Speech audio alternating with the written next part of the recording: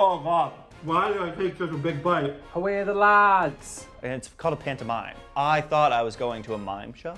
Our brandy is literally on fire. Oh.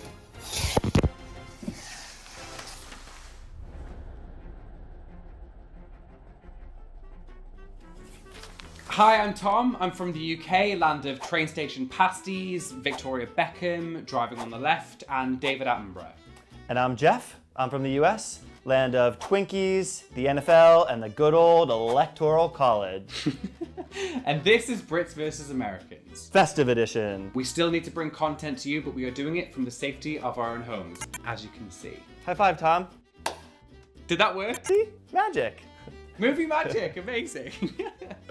It's Christmas, it's Hanukkah, Yuletide greetings. We've got candy canes, we've got mulled wine, we've got advent calendars, we've got Black Friday deals, we've got Christmas deals, we've got after Christmas deals. Even the term holiday, you know, we would call it the holiday season. Yeah, if you said to me like, what are you doing for the holidays? I'd be like, I don't know, maybe I'm going to Tenerife. It's not for another 6 months, you know? The time has come for me to try my very first Christmas pudding. I have heard people talking about how much they absolutely hate these, and yet I know they're a tradition, so I feel like there's gotta be some element of good in there. Here we have not only a Christmas pudding, we have a luxury Christmas pudding. I'm told I must top it with brandy that is on fire. I can't even drink Ribena. You think I can light alcohol on fire? So say goodbye to my flat in case it burns down. And see how this goes. The Christmas pudding is done in the microwave. Okay, so hot. Oh wow, it's got a huge whiff of that. The brandy is heated up, so now I'm going to light that on fire and pour it onto the Christmas pudding. I'm so scared.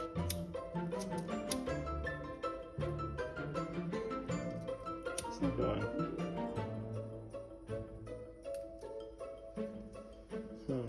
Our brandy is literally on fire.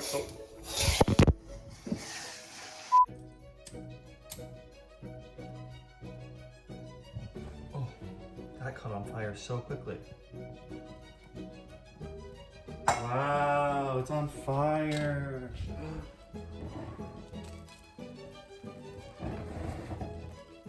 So it's not on fire anymore, but there is my brandy-soaked Christmas pudding, and now it is time to try it. It seems really mushy. It seems quite moist, which is good. Oh God. Why did I take such a big bite?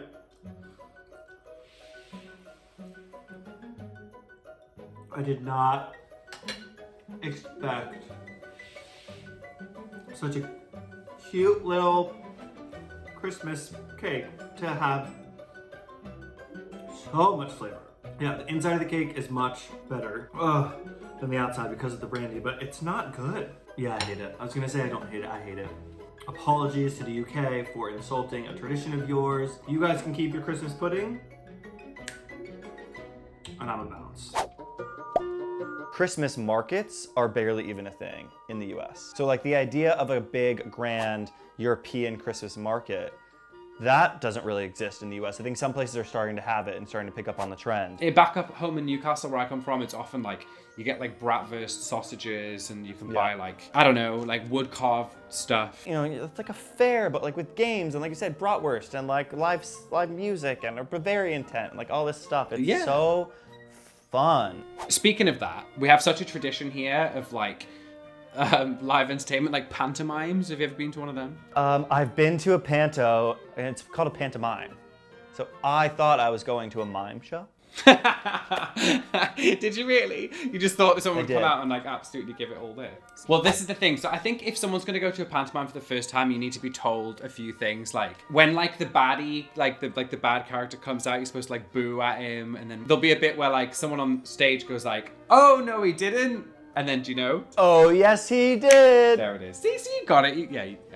We'd always turn on the Queen's speech, but no one ever watched it. Oh yeah, are you familiar with that? Have you heard of the Queen's speech? Well, I've heard of the movie The King's Speech, so I assume it's that. Nothing to do with that. The Queen's speech is every year on Christmas Day at 3:00 in the afternoon. She's like sat on some fancy desk in Buckingham Palace, and she's like, this year will be an interesting one. She'll be like, this year we've faced more challenges than we ever thought we would face, but united as a nation, we shall get through them. It'll be something like that. I'm telling you. I'm calling it now. Pretty good, I think. But also, big question: where does Father Christmas come from?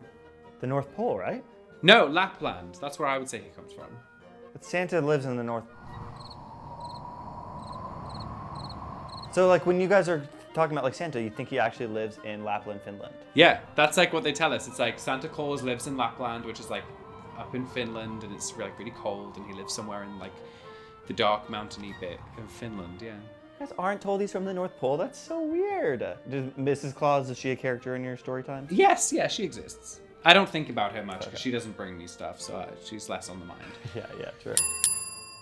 So, as part of my American festive season education, Jeff has provided me with this. A Gingerbread House kit. Whip the egg white until it begins to stiffen and stir in the package of sugar. Add a few drops of lemon juice or white vinegar to make the icing stickier. Let's get to whisking.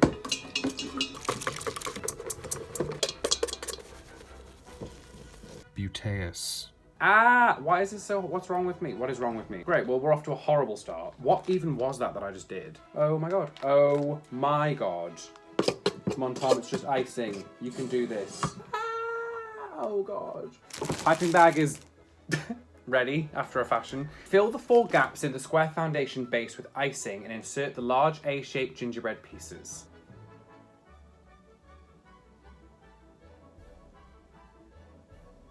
Wow, who knew piping icing was so satisfying? This is incredible. I've never piped icing in my life, and honestly, I'm already obsessed. So these go here, I think. And then this goes here. All right. Squeeze icing onto the edges of the A-frames and attach the roof sections. I can do it. I can do that. Don't be afraid of the icing, Tom. It's only here to help. Okay, I'd say I did that pretty well. If a little heavy-handedly. Is it like that? Oh, right. Okay, that looks good. Oh, I'm sorry. I'd move in tomorrow. And then it says, finally, to affix the Christmas tree out front. Established 2020. Thank you so much. Look at that. Okay, so you know what? At this point, instructions, don't need them anymore. I have a bit of an idea what I'm going to do, so follow along with me and see if you see where I'm going with it. If any of you know anything about me, think about where I'm from, where I grew up, you might get a better idea of what it is that I'm doing. So I've chopped the end off of this black icing and I'm now literally just gonna... yes, perfect. That's what I want.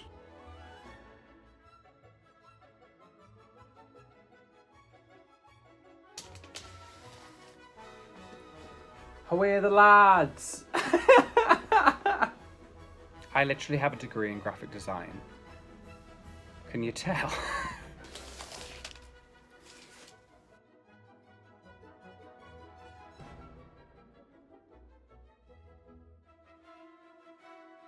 Gingerbread house reveal. I would like to introduce to you my gingerbread house, which exhibits the parts of my personality of which I show the most pride. Gay pride, and then on top of that,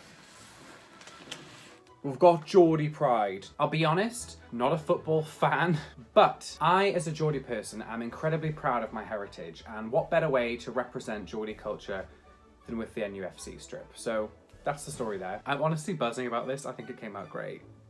Am I an idiot? The only like major thing I can think about doing when I was a kid was like going to the mall to take a picture with Santa, like going to a Santa's grotto in a shopping mall. There's always like a long ass line and you like go and wait and you sit on Santa's lap, taking a picture and then getting a printout and leaving. Like it's just so, and it was always like in the center of the mall so you could like always see the people doing it. Like we would occasionally, so my family we lived in Maryland, but my mom's family lived in Massachusetts. So you can't just pop around to your grandma's house for Christmas. Is that far? Yeah, so that's about an 8 to 10 hour drive or like a few hour flight. That's far. The idea of kind of extended family members getting together is much more possible in the UK because of the size. I imagine they're like the ultimate like American family get-togethers where like there's like 20 of you and there's like the in-laws that don't get on. You're in some like cabin in Aspen or something like that. So like the plot of every single movie. Yeah, right. Pecan pie. American pie game is strong, like blueberry pie that's like this deep, like pumpkin pie, apple pie even. Another one to add to that roster is pecan pie. Like, I've never had it, but I absolutely love like brown sugar, kind of butterscotchy taste. And I also love pecans, so I think I'm gonna be well into this. It smells warm and nutty and caramelly and butterscotchy, and it looks like kind of sticky and oh my god. Yeah. This looks incredible. Okay. Is that not just the most picturesque, beautiful thing you've ever seen? Here goes, my first ever bite of pecan pie. My mouth is salivating so much. Oh, that is unbelievable. Oh my god. If this is the caliber of food you're eating at Thanksgiving, you guys have got it made. Oh my god. Yeah, you know what? You know what's really funny? I'm trying this, and Jeff has to eat Christmas pudding. Christmas pudding's horrible. Turkey to me is Thanksgiving. Okay. Like, we go all out on Thanksgiving with our turkey. Turkey, stuffing, corn on the cob, gravy, all that stuff just screams Thanksgiving to me. It's a day to eat a lot, drink a lot, and then just like sit on the couch watching TV. There's the Macy's Thanksgiving Day Parade, so you know that's a big thing to watch. And maybe that's our version of the Queen's Speech. Yeah, oh my gosh. So just like huge floats floating down New York City, you know, all your favorite characters, you know, like Charlie Brown and Simpsons and Star Wars guys. There's always some big football, like American football game on that people are excited to watch, maybe multiple games. I'm not a sports fan, so I wouldn't even know. My favorite part about Thanksgiving, so growing up, the day after Thanksgiving is Black Friday. Right. So what my friends would do is we would get together and we would sleep over at each other's houses and then wake up at 5 a.m., sometimes like 4 a.m., and go wait in line at like Target and Best Buy. Things aren't, you know, we're not buying things online, and like we don't have Netflix and stuff, so we would go, all my movie box sets and like CDs and stuff, I would buy on Black Friday for so cheap. Black Friday to me, it's something I became aware of maybe like 4 or 5 years ago when it started to kind of trickle over as a thing over here. But I remember the very first time I heard of Black Friday, it was on the news. Yeah. And like the doors would open and it was like, like millions and like hundreds of people like running into the stores. Like honestly, part of me was like, oh, isn't that awful? But in the back of my head, I was like, if I was there, I so would be one of those people. I've actually never made mulled wine, so I'm very excited to kind of learn how to make it myself. To me, mulled wine just kind of like screams Christmas season, you know, the spirit is in the air. So let's get to making, because that way we can get to drinking. For this recipe, I need a whole bottle of red wine. I need 1 cinnamon stick, 1 star anise, 3 black peppercorns, 4 cloves, a clementine, and 50 ml of brandy. So there is my beautiful mulled wine ingredients. You start off by pouring the wine in.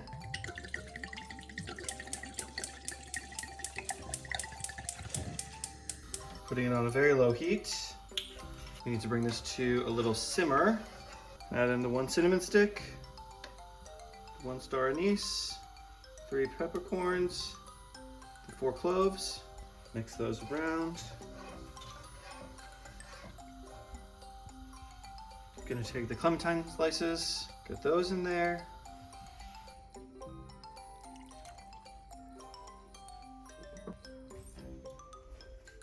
I even have a mug.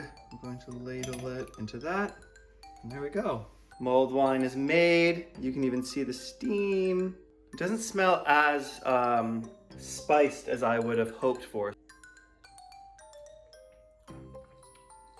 Yeah, still really just tastes like red wine. I don't think this recipe was good enough.